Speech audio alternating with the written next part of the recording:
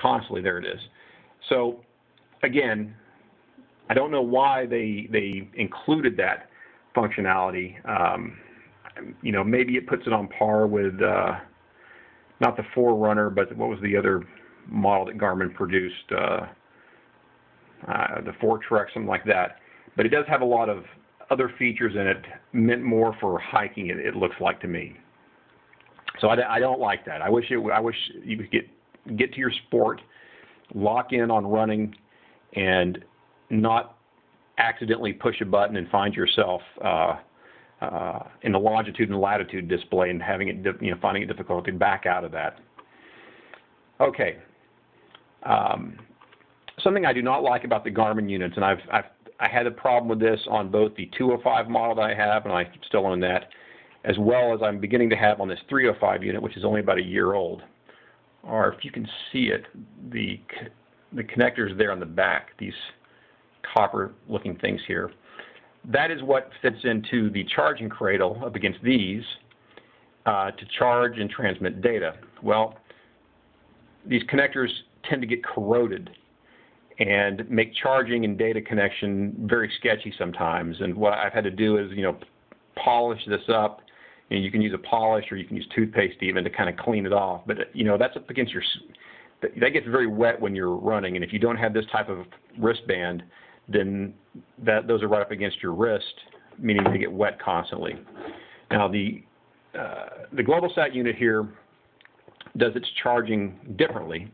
It actually uses a, let me get it out here. It uses a little port with a plug. And I know there's videos that do display this. But it fits in there very nicely, actually, and makes a pretty secure connection. The possibility for a single point failure, though, is if you lose this little piece of rubber there that pops in and out. I don't know if you can special order this little piece of plastic, but if you cannot, well, it'd probably be expensive anyway, but if you lose that, then you're going to get fluid right inside that thing, and that, I assume, would not be good. Okay, something else, the difference between the two. For people who've used the Forerunners, you probably know that you just plug it into the cradle, and it begins to automatically charge, and you can automatically have access to syncing. The GS Sport, the 625, requires a lot of button pushing. Once you plug it in, you'll get a screen, but then if you want to, you get a charging screen. But if you want to actually sync it to your computer, then you have to tell it to connect to PC. So you have to actually do some button smashing after you plug it in and tell it to sync to PC. Same thing with a firmware upgrade. If you want to upgrade the firmware, you have to drill down into the menu hierarchy and tell it to go into firmware upgrade mode, which you don't have to do with the Forerunner. Again, it's a minor thing. It's really an annoyance more than anything else, but it's a difference, and so I wanted to talk about it. All right, here's my biggest complaint about the Globalsat unit, and this is a fairly significant complaint. Well, you can judge how significant you would think it is. Like I mentioned a minute ago, I am from the United States, and I train using miles to track my progress.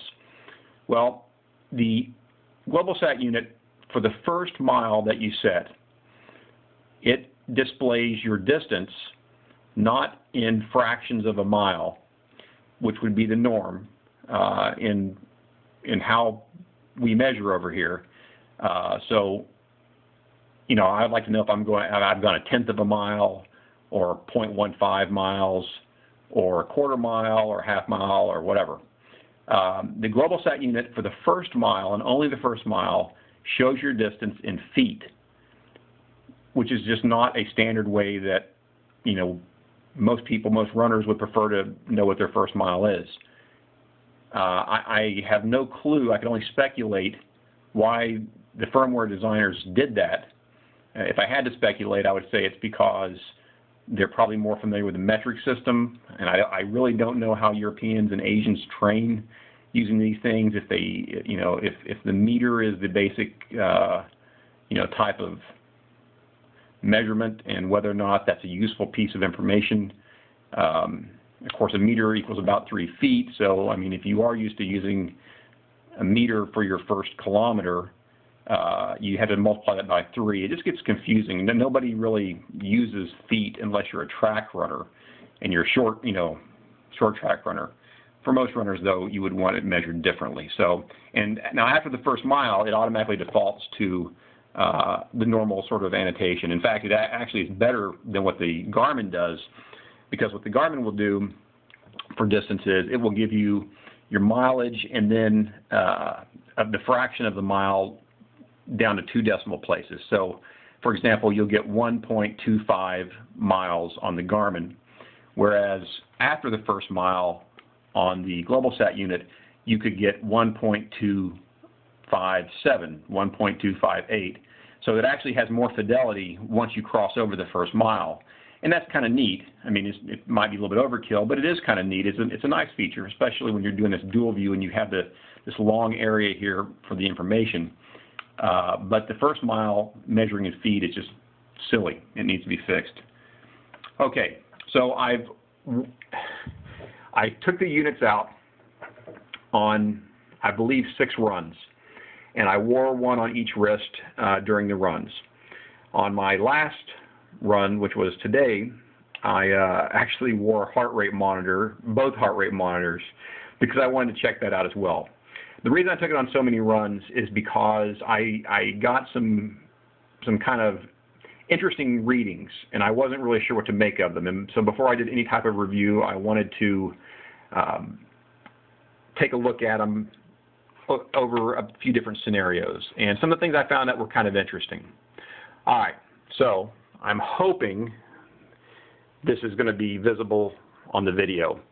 But here's what I did.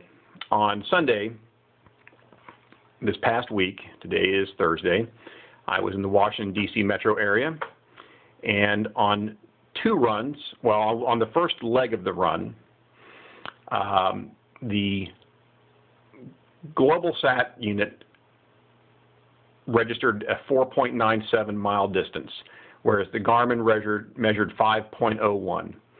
During that distance, I went through a tunnel, a pedestrian tunnel, and I believe the Globalsat may have lost a signal for a second or 2.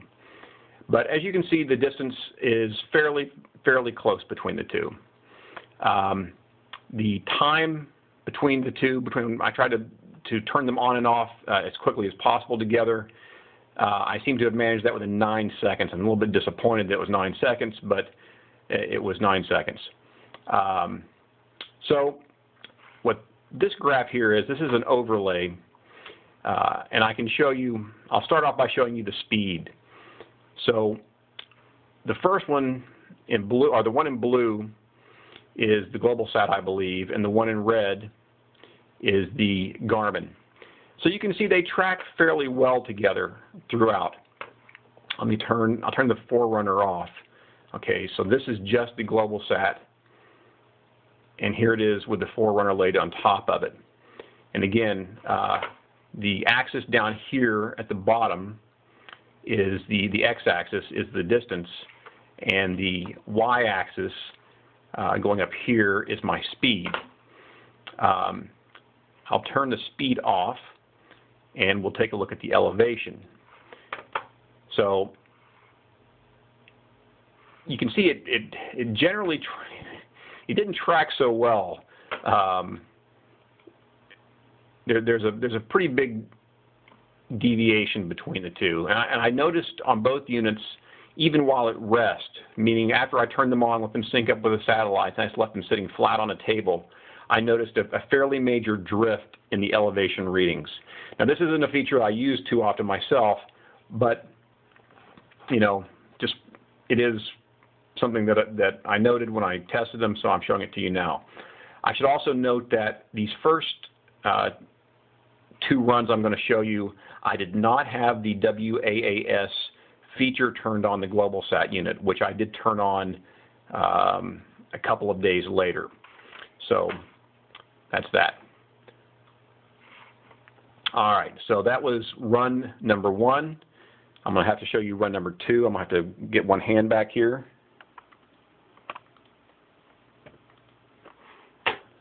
All right. I'm using Sports Tracks and a plugin called Overlay to analyze the data. All right. So on this one, this will show you the overlay of the pace. Again, you can see on the second run, it matches up pretty darn good together.